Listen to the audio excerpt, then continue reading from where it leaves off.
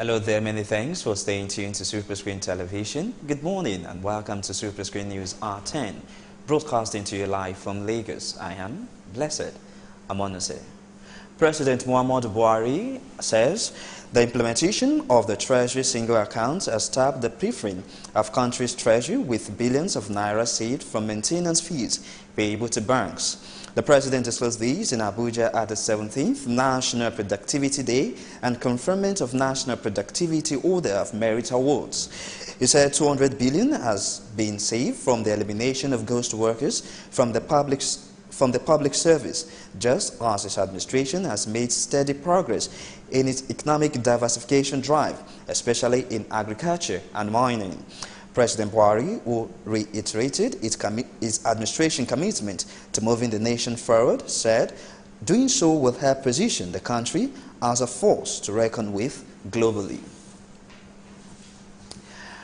President Muhammadu Buhari has met with a delegation from the Senate over the face-off between Bukola Saraki and Inspector General Police Ibrahim Idris. The delegation, which was held behind closed doors inside the president's office, was led by the Senate leader Hamid Lawan. Other members of the team were Chief Whip Olusola Adeyeye, Minority Leader Gaswil Akpabio, Danjuma Goje, Sam Ayaun, Aliyu Wamarko, Fatima Raji Razaki, and Oluremi Tinubu. You will recall that the Senate had last week set up a 9-member committee to meet the president over an allegation that the IG was trying to implicate the president of the Senate, Bukola Saraki. The lawmaker representing Delta Central Senatorial District, Senator Ove Omoagege, has appeared before the Joint Senate and House of Representatives ADA committee set up to investigate the invasion and mass snatching at the Senate chamber on April the 18th. Members of the panel questioned the lawmaker for the legal action against the legislature. During the investigation, the senator insisted he cannot answer questions from the committee on the basis that the matter is still in court and that discussing it will amount to sub judice. As a senator consistent with the provisions of standing orders, I'm here to inform you that we've gone to court and the parties of the respondent to the suit that I commenced at the Federal High Court is the Senate of the Federal Republic of Nigeria, the President of the Senate, Senator Bala Ibn Hala. I'm a party there. Of course you are, sir. Along with all the members of the committee, the clerk of the National Assembly, the Attorney General of the Federation, the Inspector General of Police, and the State Security Service.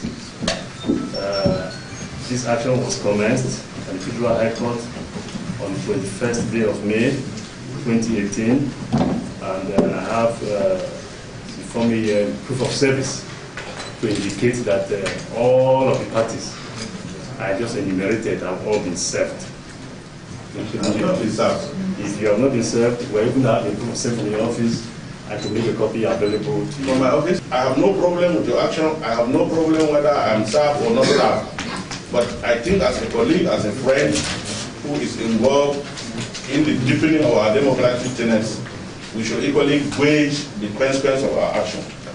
I will, on my professional position, respect the fact that you are a lawyer, accept the fact that you have gone to court. I have equally read it on the paper that you have gone to court, but I have not been served. Just to put records straight that I have not been served. Accept your own copy, not as service, but for the purpose of putting records to sustain whatever action we take after that. The Senate has set the standard. What was done to you in the beginning, you went to court and got an injunction. Not just the Senate, but people like me individually advocated that the Senate should respect the verdict of the court, which was very unusual in this country. Parties violate court orders, the executive arms violate court orders, but the Senate has set their precedent for that. On this issue, being invited to explain what your roles are and what you have not done. How many of us are here? What you say here will be part of your history. To stop this, you have the constitutional right to do that, to go to court and ask court for an injunction. But for me, I think you should know that you are part of Nigerian history by the actions you have taken. As co-chairman of this committee, the Constitution did not give any provisions about stopping our processes by any legal means. That is, we quoted the various orders of the various houses. I think looking at the Constitution and the provisions of the Constitution, we should proceed with this assembly. In a submission, Commissioner of Police faulted the internal security apparatus attached to the National Assembly, who claimed that the video evidence from the CCTV is not available. The CCTV is supposed to have captured the overall view of what happened from outside to inside. That would have solved the denial of some of these suspects, as well as whoever was alleged to have brought them on this matter, or when the incident that happened, but the result. Because we would have seen how they came into the National Assembly, where they parked their vehicle, who are those that came up with the vehicle before they now moved. All the interventions on the road before going to the Hello Chamber would have been conveyed, and we would have assessed and then corroborate whatever evidences we had, strengthen the case if it finally goes on prosecution. But we made that observation. Second aspect is that the internal security of the Hello Chamber were left in the hand of the sergeant at arms, which ordinarily, for avoidance of this type of situation, at least there should be other security outfits that can reinforce them immediately when there is. The committee chairman, however, charged the police to unravel the local factors that led to the invasion and also lay recommendations to ensure that such acts never happen again. On April 18, the Delta federal lawmaker allegedly brought in thugs to remove the Senate mates during plenary and was suspended for 19 legislative days, which was attended by the court. The panel had, however, shifted the hearing to Tuesday following an extended session held by the Senate last Wednesday for consideration and passage of the 2018 appropriation bill. And now to Ondo State. Ondo State House of Assembly Deputy Speaker Iroju Ogundeji has been impeached by his colleagues in the House. The impeachment took place during plenary section of the Assembly. Report says the former Deputy Speaker was removed following some allegations of gross misconduct leveled against him. Ogundeji, who represented Odigbo Constituency 2 and member of the All Progressive Congress APC, was removed after 18 out of the 26 lawmakers have signed for his removal, and the signature was received by the Speaker of the House, Bamidele Oloye Logun, during the session. Ogundeji was immediately replaced by Bimbo Fajulu, who represented Ile Oluji Oke Igbo State Constituency. The Nigerian Army says it has killed 68 bandits, arrested 6 suspected kidnappers, and recovered 70 motorcycles in Zamfara from April to date. Sokoto Brigadier Commander Brigadier General Udu Agbala Kennedy disclosed these while handing over the 6 suspected kidnappers to State Commissioner of Police Kenneth Embrinson at the police headquarters. Kennedy said the Nigerian Army and other security agency commenced clearance operation to flush out all the bandits and curtail the banditry activities in the state. Away from that now to Edo State, Chairman of Igbo Ikoba Oka Local Government Council Development Area in Edo State, Eric Osayade says dance is an important vehicle to propagate the culture of Edo people.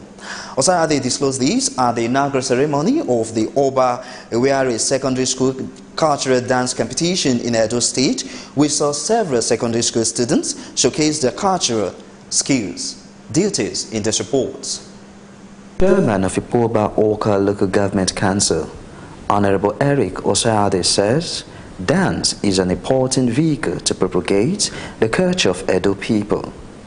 Osayade disclosed these at the inaugural ceremony of the Oba Ewere Secondary School Cultural Dance Competition held in Edo State. It is the inaugural dancing competition.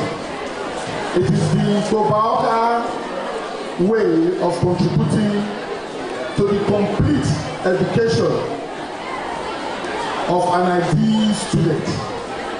Because Ikoba Oka local government area have looked at education from three perspectives, which have to do with the cognitive, the affective, and the psychomotor. The cultural aspect of it, we the youth have been missing. This leads to a lot of students involving themselves in all forms of nefarious activities. The cultural competition is a way of building character. It's a way of going back to where we started from. It's a way of ensuring that an Edo girl dressed according to that recommendation by the Oba of Benin. The week-long event, which is driven towards bringing back cultural values of Edo indigents, had several schools across the State Council participate.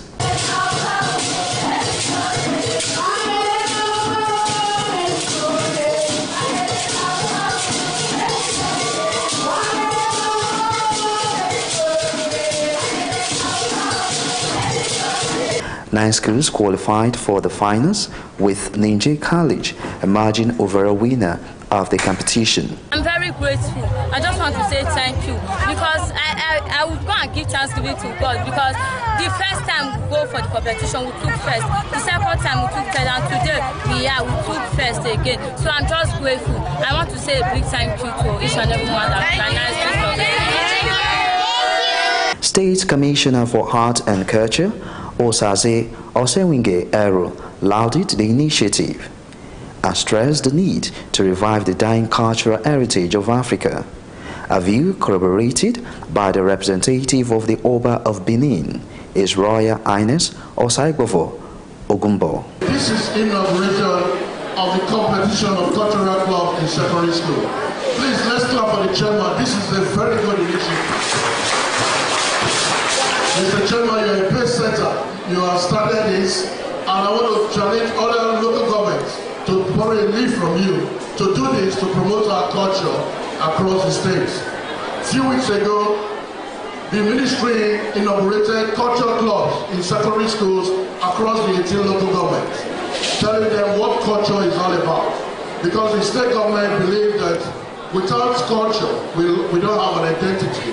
The state government believes so much in getting the youth involved in our culture, and not just the adults, because once we get the youth, with what we are seeing here today, we are protecting and promoting our future. This is the beginning of discipline, and when we are disciplined, we can get everything right. Even the oil and gas we are talking about, supposed to be a blessing, but it's a curse because we are not disciplined. But with this, we are going back to the good old days, where culture promotes discipline. And when we are disciplined, everything is right. Cultural heritage is an important aspect of the history of Nigeria, and the intricate dance patterns seen from these students shows the future holds a lot for Nigeria. Away from Edo State now to Zamfara State, unknown gunmen have adopted the wife and children of Commissioner for Youth, Sports and Skills Acquisition, Abdullahi Gunbe in Zamfara.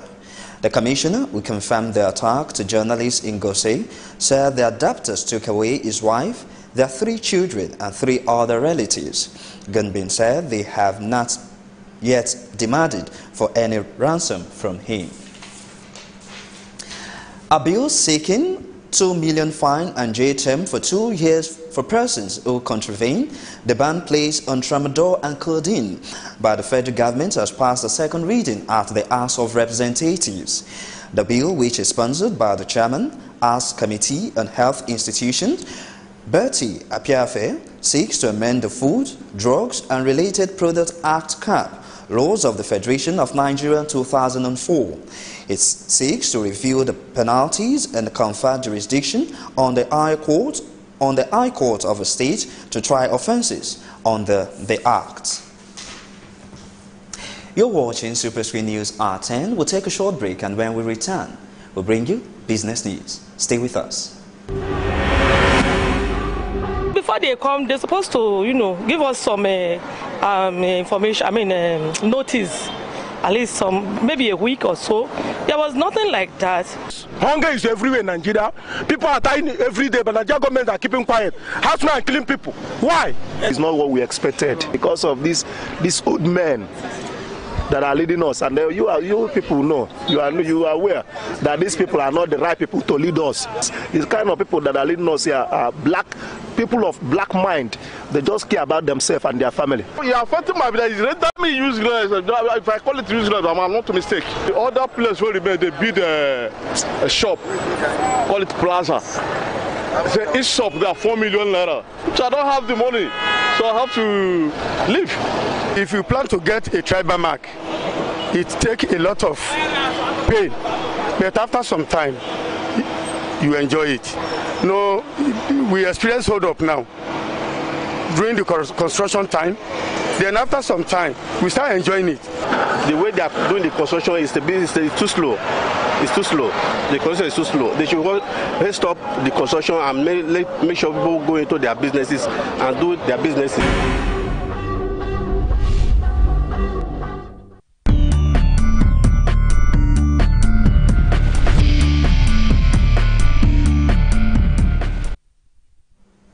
Glad to have you back now to the world of business. Lagos State government has promised to improve the welfare of workers in the state, saying it has increased the budgetary provision for staff housing loans from 50 million naira to 100 million naira for the purpose. State Head of Service Folashade Adesoye, who disclosed these at the ongoing ministerial briefing in Lagos, said the Staff Housing Board has disbursed loans to about 280 public servants from various ministries, departments and agencies. Adesoye also said that about 40 buses are in fleet of the centralized staff buses. The Central Bank of Nigeria CBN Monetary Policy Committee MPC has left the monetary policy rate MPR unchanged at 14%. CBN Governor Godwin Emefiele announced the decision of the committee at the end of a 2-day meeting held at the Apex Bank's headquarters in Abuja. Emefiele explained that 8 out of the 9 members of the committee that attended the meeting agreed to maintain the current monetary policy stance. He said the other member of the MPC voted that the rate be increased. The CBN governor also said apart from the MPR, which was retained at 14%, the committee also retained the cash reserves ratio at 22.5%.